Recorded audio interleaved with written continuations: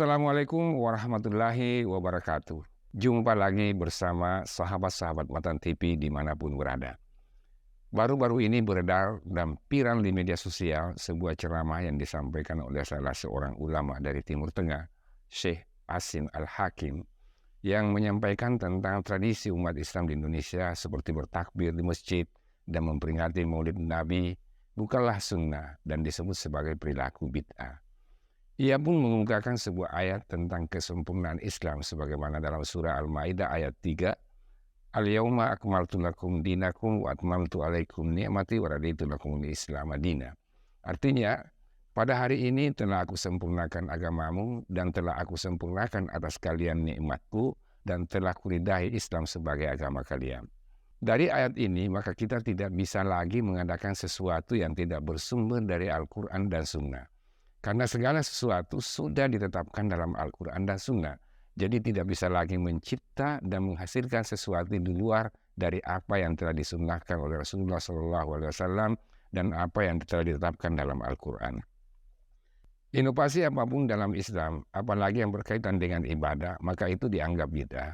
Persoalannya, apakah inovasi-inovasi baru yang diijtihadkan oleh sahabat-sahabat Nabi seperti ijtihad Sayyidina Abu Bakar radhiyallahu anhu, dan Sayyidina Umar bin Khattab radhiyallahu anhu dan sahabat-sahabat lainnya adalah juga bid'ah.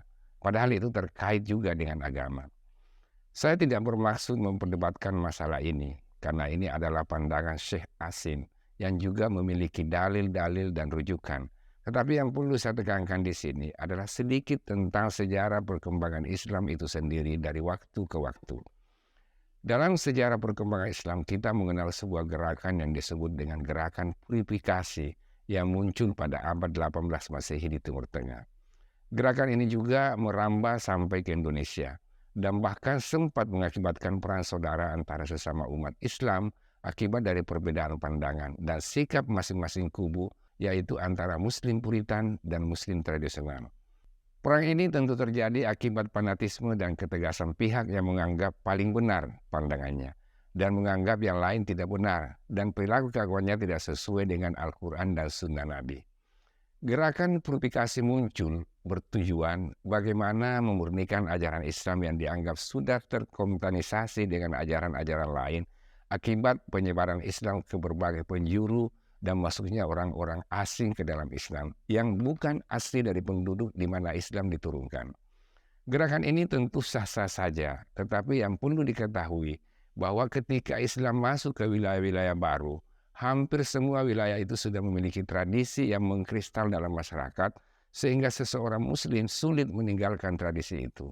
Misalnya tradisi prosesi pernikahan atau prosesi pemakaman atau tradisi-tradisi lainnya di masyarakat setempat yang sudah melekat dalam diri masyarakat. Tradisi itu tentu berbeda di setiap tempat dan masyarakat. Oleh karena itu, masyarakat berupaya mengakulturasi tradisi itu ke dalam perilaku Islam tanpa mengurangi nilai-nilai Islam dan tujuan Islam itu sendiri.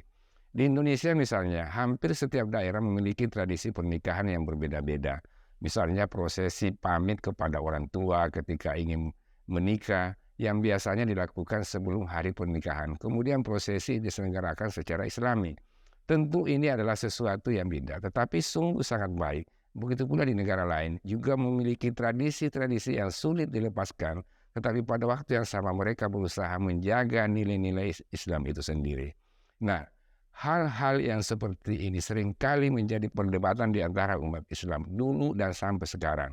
Belum lagi perbedaan-perbedaan dalam memahami ayat-ayat Al-Quran dan hadis Rasulullah SAW, di mana masing-masing pihak mengupas dengan baik syarat dan dalil-dalil Al-Quran dan Sunnah.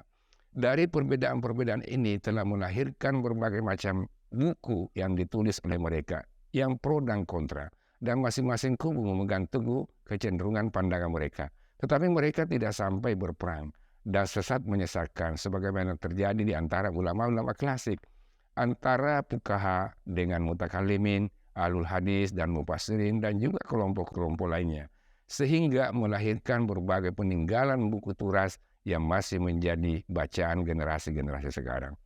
Oleh karena itu saya ingin mengatakan bahwa seseorang bisa saja berpandangan berbeda dengan kita, tetapi yang keliru jika mengharamkan dan menyesatkan serta menyalahkan orang lain. Apalagi jika yang dilakukan orang-orang itu justru menambah persahabatan dan persaudaraan serta solidaritas antara sesama Muslim dan tidak merusak kerukunan dan kebersamaan di masyarakat. Apalagi jika hal itu tidak berkaitan dengan hal-hal yang kita sebut sebagai usuluddin.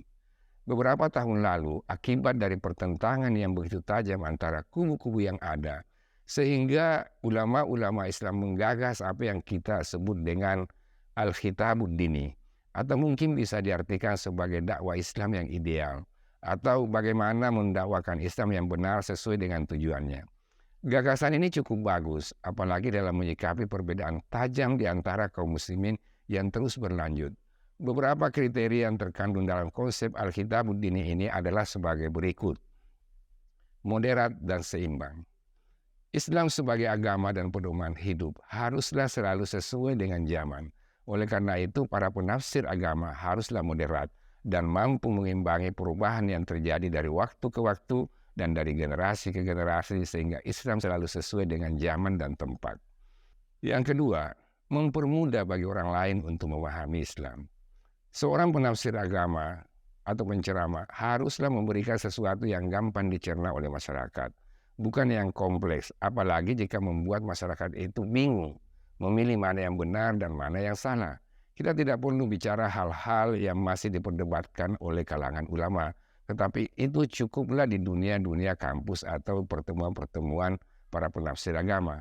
Kita tidak semestinya membebani masyarakat hal-hal yang dapat merepotkan mereka, apalagi membuat mereka bingung dan tidak paham. Kemudian yang ketiga, universal dan general.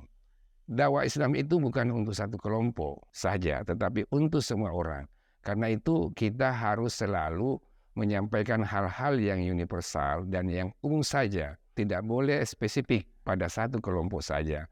Pilihlah tema-tema yang bisa diterima semua orang dan kelompok sehingga tidak menimbulkan kegaduhan dan kecurigaan antara sesama. Kemudian diversity atau beraneka ragam. Manusia itu berbeda-beda karakternya dan tradisinya. Dan setiap orang memiliki mazhab tertentu. Karena itu kita harus menghargai perbedaan yang ada di masyarakat. Karena itu apa yang kita sampaikan ke masyarakat haruslah bersifat umum dan tidak khusus pada kelompok tertentu saja. Apalagi jika hanya dikhususkan kepada mereka yang menganggap pandangannya yang benar. Karena yang demikian itu justru akan menimbulkan kebencian dan permusuhan di antara masyarakat. Kemudian yang kelima, harus berproses untuk tujuan membina umat. Dakwah Islam tidak boleh terkesan memaksa dan menghakimi, apalagi mengintimidasi, tetapi harus pelan-pelan, tenang, dan sabar dalam menyampaikan hal-hal yang terkait dengan hukum-hukum. Tidak bisa langsung mengatakan ini haram, ini tidak boleh, ini bukan ajaran Islam, dan lain-lain sebagainya. Kemudian yang keenam, mengedepankan hal-hal yang faktual dan yang baik. Dakwah harus memiliki karakter flexibility dan tidak menyusahkan masyarakat. Santun dan cakap dalam menyampaikan dakwah, menggunakan bahasa yang dapat diterima oleh masyarakat, serta mendorong mereka mendekatkan diri kepada Allah, bukan menjadikan mereka jauh dari agama, apalagi mendorong mereka saling menyalahkan. Kemudian yang ketujuh, solutif dan penuh kepedulian. Dakwah Islam itu bertujuan untuk memberikan solusi terhadap persoalan-persoalan yang dihadapi oleh masyarakat dan memberikan perhatian pada hal-hal yang sifatnya etika, bukan menciptakan pertikaian dan perbedaan, apalagi saling menyalahkan. Kemudian yang kedelapan adalah Rabbani. Karena dakwah adalah sesuatu yang berkaitan dengan agama, maka tolak ukurnya haruslah selalu dari agama. Dalam hal ini Al-Quran dan Sunnah dan sumber-sumber lainnya yang sudah ditetapkan oleh para ulama kita. Jangan sampai dakwah itu digunakan untuk satu kelompok tertentu, bukan untuk kelompok lain. Apalagi menjadikan agama alat untuk kepentingan dan bukan lagi menjadikan Tuhan sebagai tujuan utama dalam berdakwah. Demikian, semoga bermanfaat bagi kita semua, terutama bagi agama, bangsa, dan negara yang kita cintai ini. Wassalamualaikum warahmatullahi wabarakatuh.